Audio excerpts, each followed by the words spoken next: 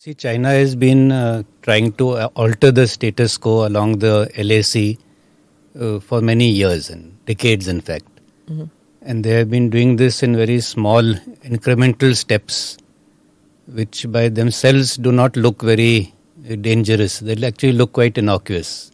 What we call salami slicing, coming up 1 inch at a time. But in the bargain, over a period of time, they have gained a lot.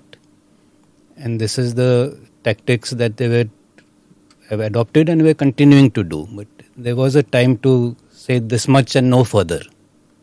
So that is what actually happened as they kept trying to probe, especially north of the Pangangso, when they were trying to probe and come closer and closer in these areas of differing perception.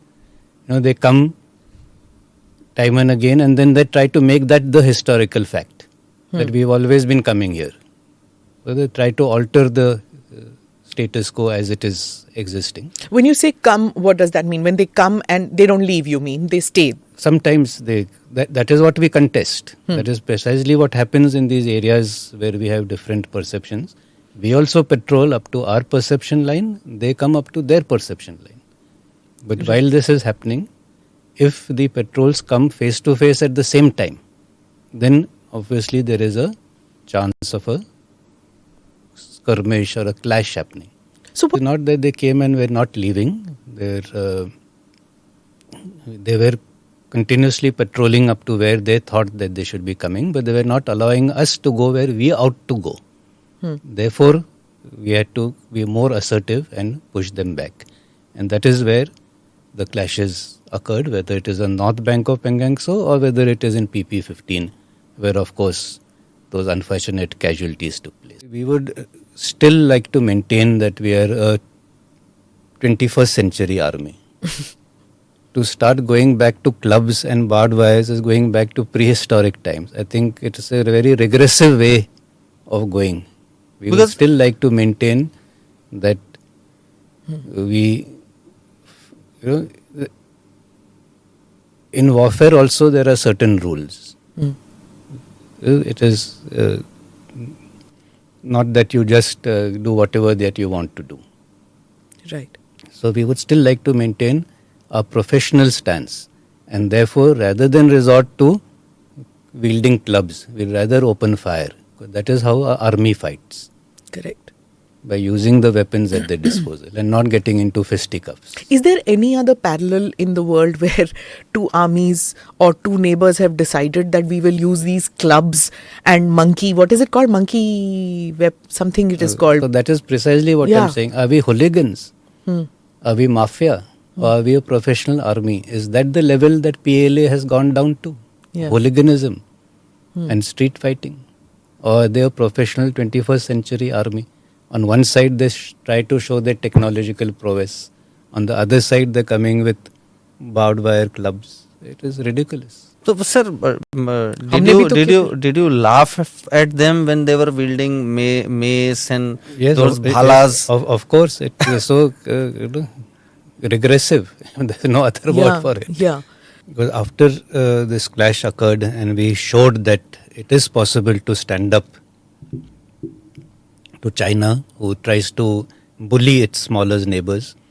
Once we did that, I think from Canada to Lithuania to Europe to Philippines, everyone actually, got that feeling that yes, if you're fighting for what is correct, if you have a principled stand, it is possible to take a stand even against China. And we don't have to always be cowed down by the might that they try to project. I think the ASEAN was also looking in wonderment at that stage. Quite right.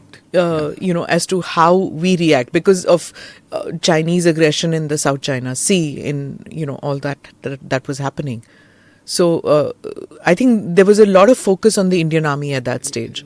Indian Army and India as a country. We showed, India as a country showed to the world that it is possible to take on that neighborhood bully.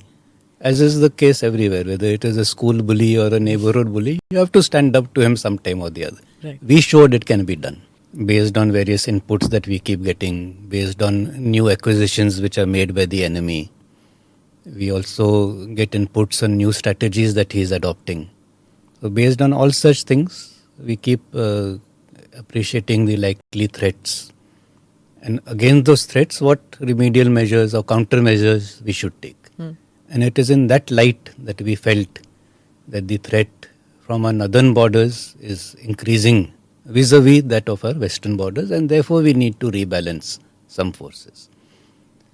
We have always had plans in place where some troops could go from the western front to the eastern front or vice versa. It is a question of where they should be initially deployed.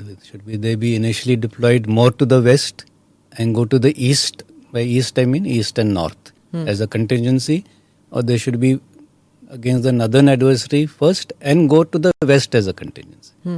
So that is what is the rebalancing. That rather than being more west oriented, they become now more north oriented. So but that does not mean that they cannot come back to the west. Yeah, because that's a continuous threat. Continuous threat. It's and not. So we keep evaluating. But suppose tomorrow something changes on the western front, we might revert to what it was earlier. But you can also be sure that now, see, there's also this thing that we never talk about China as Dushman Mulk.